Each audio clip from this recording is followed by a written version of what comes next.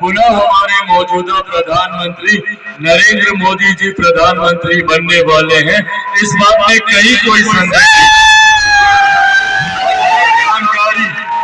ये जानकारी आप लोगों के साथ मैंने कई बार साझा की।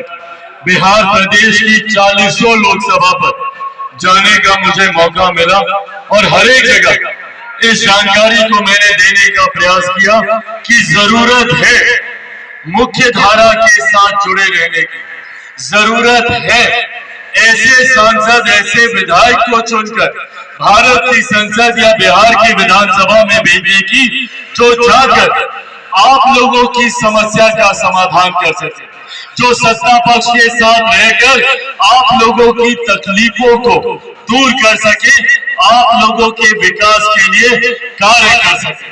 जब कोई विपक्ष का नेता चुना जाता है या कोई विरोधी दल का सांसद या विधायक चुना जाता है तो वो 5 साल तक सिर्फ और सिर्फ बहाना देता है, सिर्फ और सिर्फ आप लोगों के सामने अपना दुख रोता है कि भैया सरकार हमारे साथ नहीं है इसीलिए हम काम नहीं कर पा रहे। और ये बहाना देते देते 5 महत्वपूर्ण साल हम लोगों के जीवन के बीच जाते हैं। अभी जो बच्चे युवा अवस्था में हैं उनका 5 साल का भविष्य बर्बाद हो जाता है। जो युवा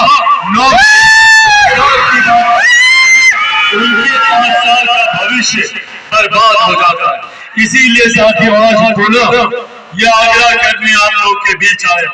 लोकसभा चुनाव प्रचार के दौरान जब हम लोग निकलते थे तो उस वक्त विपक्ष के द्वारा ये भ्रम फैलाया जाता था कि इन लोगों की सरकार नहीं आने वाली, एनडीए का खाता नहीं खुलेगा।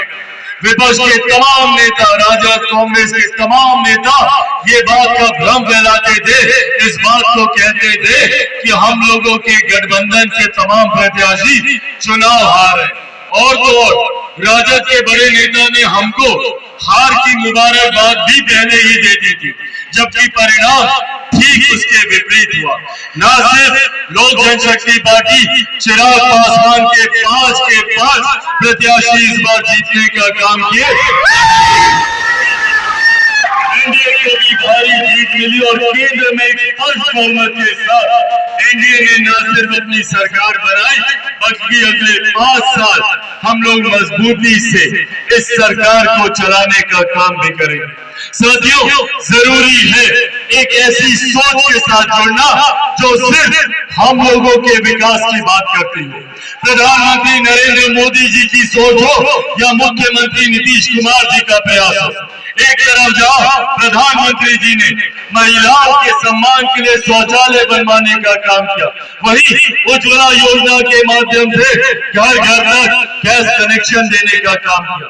कोई गरीब परिवार आर्थिक अभाव से वंचित होकर स्वास्थ्य लाभ से वंचित न हो जाए, आयुष्मान के माध्यम से हर गरीब व्यक्ति को 5-5 लाख रुपए का मुफ्त इलाज कराने का भी प्रबंध हमारी केंद्र सरकार ने किया।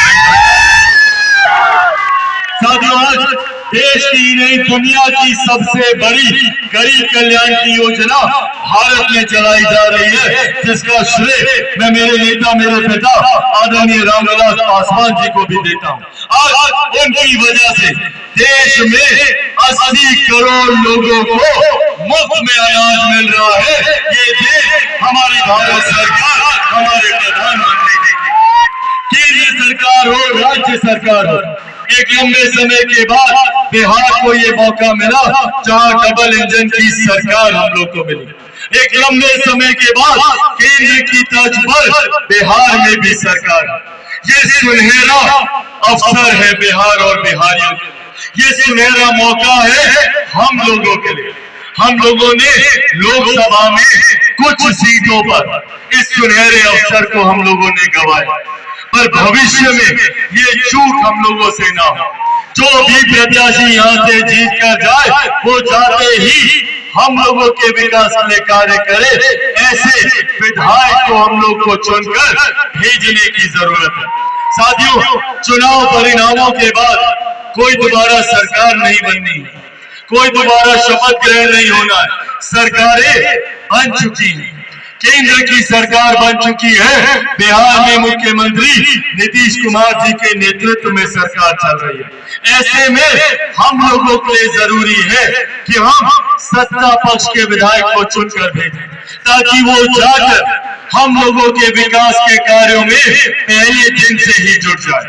नहीं तो अगले 5 साल तक विपक्ष का चुना हुआ प्रत्याशी अगर गलती से जीत गया तो अगले 5 साल तक सिर्फ बहानेबाजी होगी। अगले 5 साल नहीं, क्योंकि 1.5 साल का फिर चुनाव है, जितना समय है सिर्फ बहानेबाजी होगी।